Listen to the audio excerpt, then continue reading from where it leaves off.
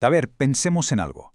¿Qué pueden tener en común el aire que respiramos, la silla en la que estamos sentados o una estrella a millones de años luz? La pregunta de ¿qué está hecho todo? Es probablemente una de las más antiguas que nos hemos hecho. Hoy nos vamos a sumerger en esa búsqueda, en un viaje alucinante que es una historia de ideas geniales, de errores espectaculares y de descubrimientos que, literalmente, cambiaron las reglas del juego. Esa es la pregunta del millón, ¿no? La que nos ha quitado el sueño durante siglos. Da igual que sea una piedra, un árbol o el móvil que tenemos en la mano. Todo está hecho de algo. Pero, ¿cuál es ese ladrillo, esa pieza fundamental con la que se construye todo el universo?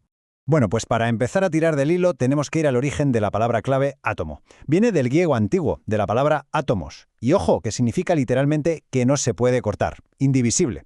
Y esta idea es, precisamente, nuestro punto de partida. Venga, pues esta es nuestra hoja de ruta.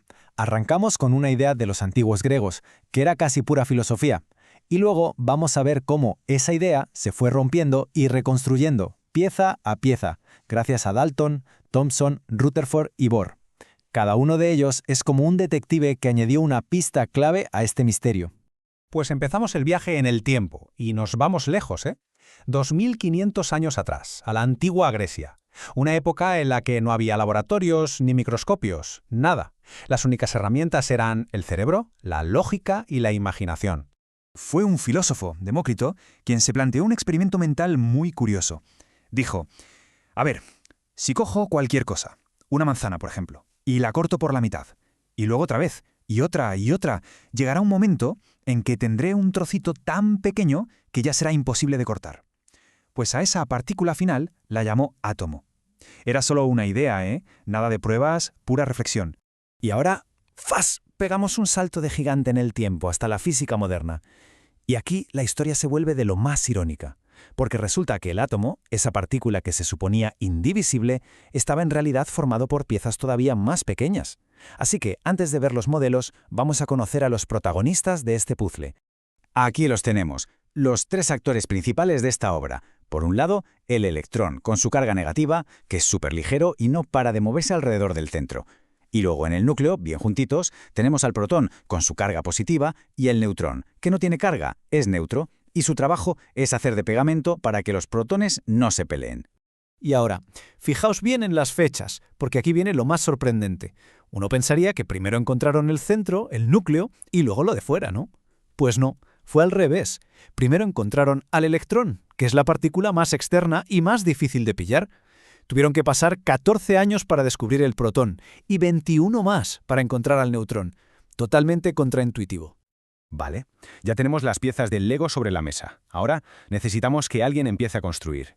Y ese fue John Dalton, el primero que consiguió que la idea del átomo dejara de ser filosofía para convertirse en ciencia de verdad. Dalton, a base de hacer muchísimos experimentos con gases, llegó a unas conclusiones que lo cambiaron todo. Básicamente, lo que dijo fue, 1. Que todo, absolutamente todo, está hecho de átomos. 2. Que todos los átomos de un elemento, por ejemplo del oro, son idénticos entre sí, como fotocopias.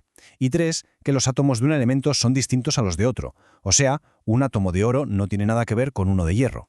Hoy nos parece obvio, pero en su día fue una auténtica revolución. Pero la ciencia nunca se detiene. Y aquí entra en escena J.J. Thomson, que acababa de descubrir el electrón. Y se encontró con un problema. Si el átomo en conjunto es neutro, pero tiene dentro partículas con carga negativa, ¿dónde está la carga positiva para equilibrar la balanza?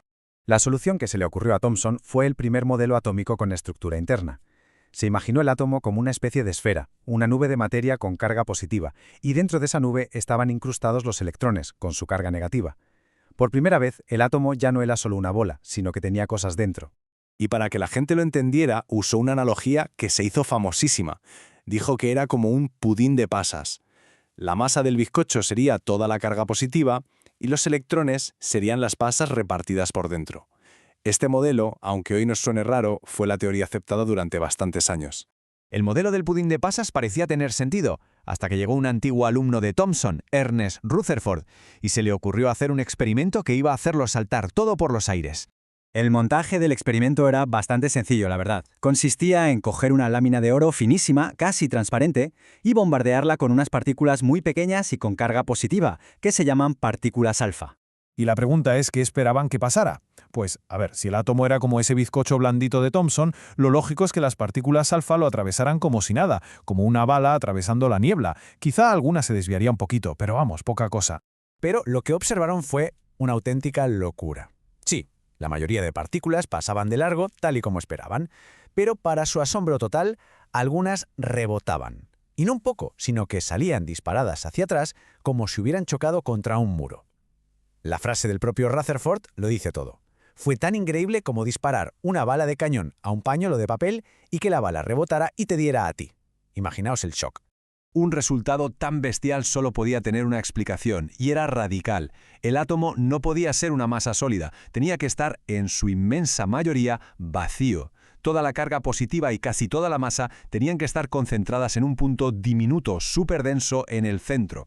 Y a ese punto lo llamó núcleo. Los electrones estarían dando vueltas lejísimos como planetas alrededor del Sol. Acababa de nacer el átomo nuclear. El modelo planetario de Rutherford era brillante, pero tenía un fallo garrafal.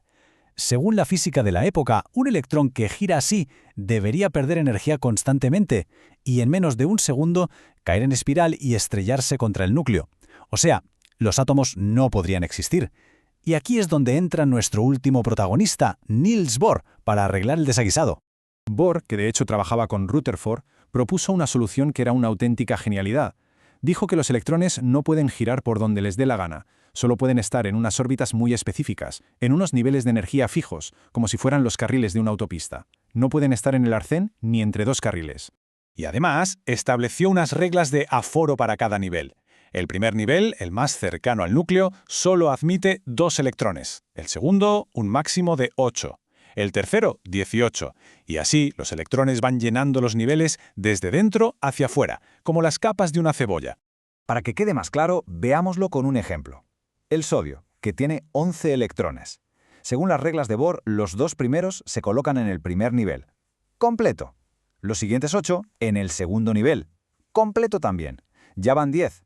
Y el electrón que queda, el número 11, se va solito al tercer nivel. Así de simple y así de ordenado. Y así hemos pasado de una idea filosófica a un pequeño sistema solar con unas reglas cuánticas muy extrañas. Cada modelo fue una genialidad en su momento, pero tuvo que ser derribado por nuevas pruebas para construir el siguiente. Así avanza la ciencia, ¿no? Sobre las ruinas de las ideas anteriores. Pero claro, esto no acaba aquí, porque incluso el modelo tan elegante de Bohr tenía fallos, y eso nos deja con la gran pregunta. ¿Qué problema tenía para que los físicos tuvieran que inventar el modelo siguiente, el mecánico cuántico, que es todavía más raro y es el que usamos hoy?